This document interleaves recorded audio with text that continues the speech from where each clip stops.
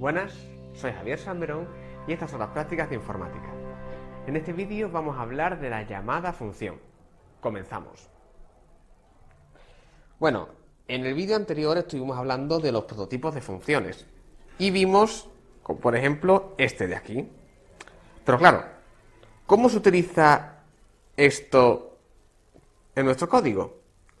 Pues la sintaxis para poder utilizarlo sería la siguiente: poner el nombre de la función, abrir paréntesis y darle valor a los parámetros, introducir el valor de los parámetros en forma de expresión, tal y como hemos visto en el vídeo de expresiones. Entonces, para este ejemplo de aquí, sería tal que así: cojo el nombre, abro paréntesis, le doy un valor al parámetro, en este caso 4.0, y dependiendo del caso, habrá que poner punto y coma o no. La cuestión es que esto de aquí sería una expresión, en el caso de que sea una función que devuelva algo. ¿Y qué significa que es una expresión? Pues que lo podemos utilizar en expresiones de asignación, por ejemplo. Si tengo una variable a, pues lo puedo igualar a esa expresión. Pero bueno, vamos a ver un ejemplito más complicado, un ejemplo de código. Un código en el que vamos a utilizar dos funciones, las que hemos visto en el vídeo anterior, la del máximo y la de la raíz cuadrada. Insisto, ambas funciones se encuentran definidas en la librería math.h, la cual veremos más a fondo en otro vídeo. Así que vamos a escribir un programa. Para ello ponemos el clásico esqueleto de main con su return 0 al final, y ahora, bueno, como quiero utilizar estas funciones, pues tengo que introducir el include math.h. De esta manera ya puedo utilizar estas funciones. Aparte, voy a definir una constante para que recordemos cómo se hacía la definición de constantes. Define, k, o nombre que sea, y un valor. Recordad, sin igual ni punto coma. Entonces, bueno, primero lo que voy a hacer es declarar tres variables. Las tres de tipo doble, que es con lo que trabajan estas funciones, así que tipo double, y ya está. Como ya sabemos, tiene una interrogación porque, claro, están declaradas pero todavía no tienen ningún valor. Por lo tanto, obvio, no valen nada.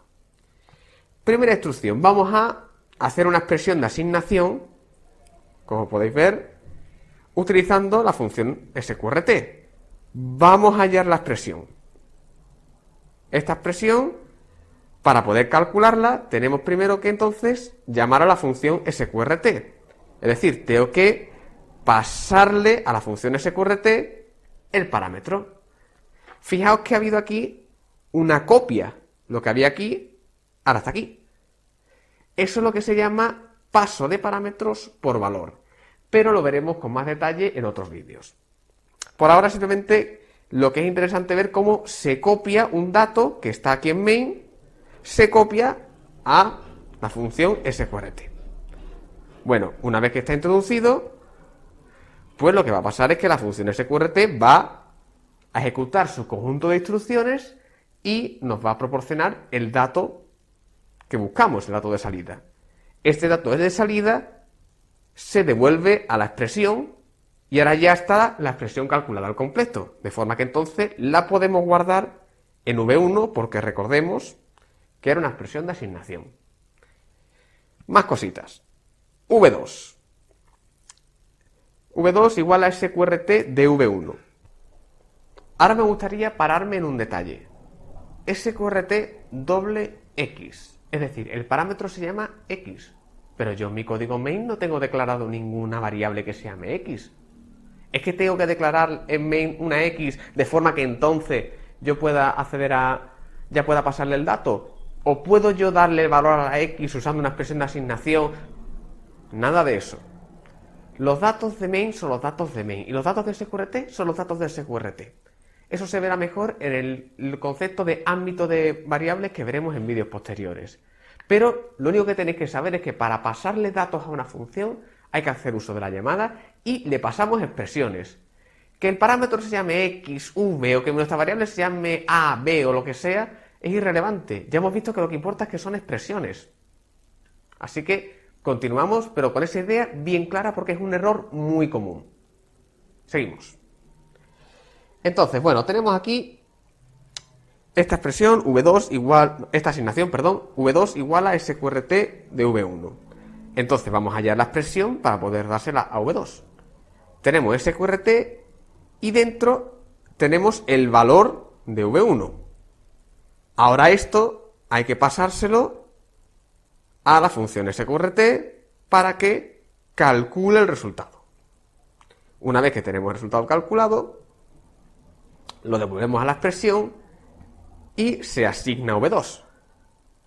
Por ahora parece fácil, pero fijaos, como he comentado antes, que aquí se llama V1, aquí X, y es irrelevante totalmente. Porque, una vez más insisto, estos son expresiones. Vámonos con un caso más complejo, una expresión más elaborada. V3 es igual a la suma de un cálculo con la función fmax, que dentro tiene un SQRT también, y la suma de otra cosa. O sea, podemos ver que la función SQRT se llama dos veces y aparte esta está dentro de esta. Bueno, es que realmente son expresiones. O sea, si revisamos el vídeo de expresiones, y sería muy interesante que lo revisaseis ahora, o sea, que podéis dar la pausa, ver el vídeo y volver, yo puedo hacer uso de las funciones como yo quiera. Si necesito hacer la raíz de la raíz de la raíz de la raíz del máximo de la raíz, lo puedo hacer libremente. Bueno, entonces ahora vamos a calcular esta expresión, que es mucho más compleja y hay que ir pasito a pasito, siguiendo la preferencia de operadores que ya conocemos. Entonces, bueno, tenemos todo esto y, como hay una serie de variables, hay que coger sus valores. Una vez que lo tenemos, empezamos por fmax. Aquí dentro, para poder hallar fmax, primero tenemos que calcular esta expresión y esta expresión. Vamos a empezar. Primero hacemos esta suma, hasta ahí perfecto, y ahora tenemos que calcular esta raíz. Por lo tanto, hay que hacer uso de la función SQRT, le pasamos el 4, se computa el resultado y volvemos. Ahora ya sí podemos hallar la función fmax. Le pasamos los valores a los parámetros de fmax y computa el resultado. En este caso, el máximo es 272. Y esto se devuelve a la expresión, de forma que la parte izquierda ya está resuelta. Ahora vámonos aquí. Tenemos la raíz cuadrada de una suma, por lo que antes hay que calcular la suma.